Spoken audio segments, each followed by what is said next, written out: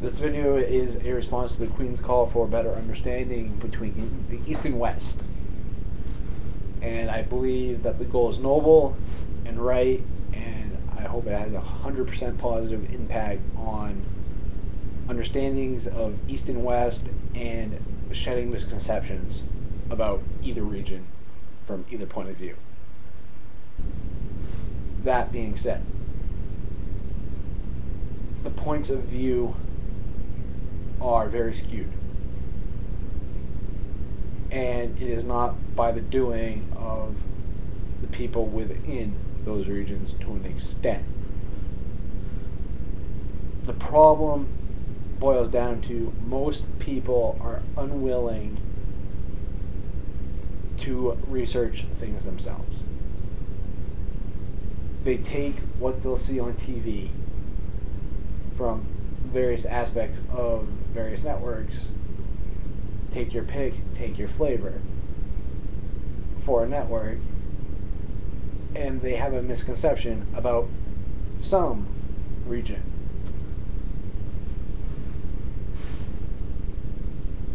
All we see from CNN, Fox, and the various other news networks within the United States is that the Shias and the Sunnis and the Kurds and the various other branches and aspects and groups within Islam fight each other, don't get along, and what have you.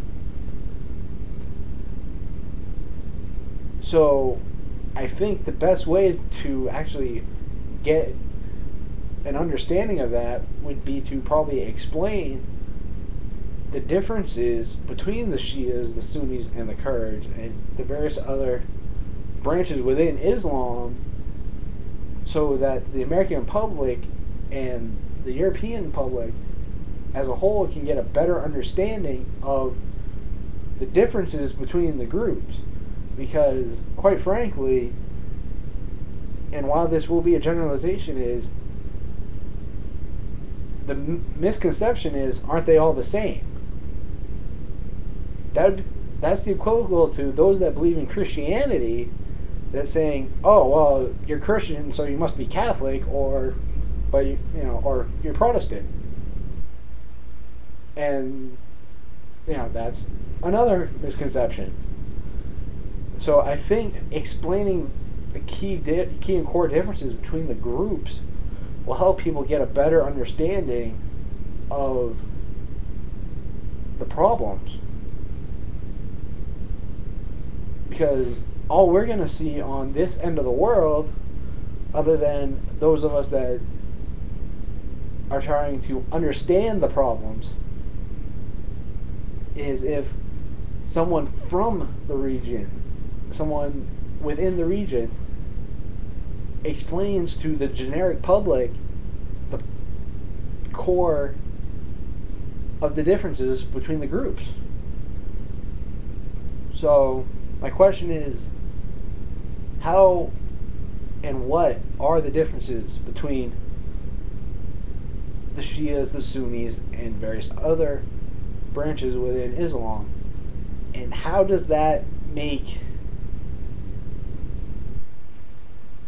trying to change the viewpoint harder when all that is shown is infighting?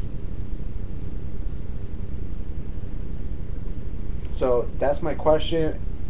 I hope, as I said earlier, this video that you do and the responses that you do have a 100% positive aspect on understandings between everybody in their various regions. And I would like to thank you for what you're doing.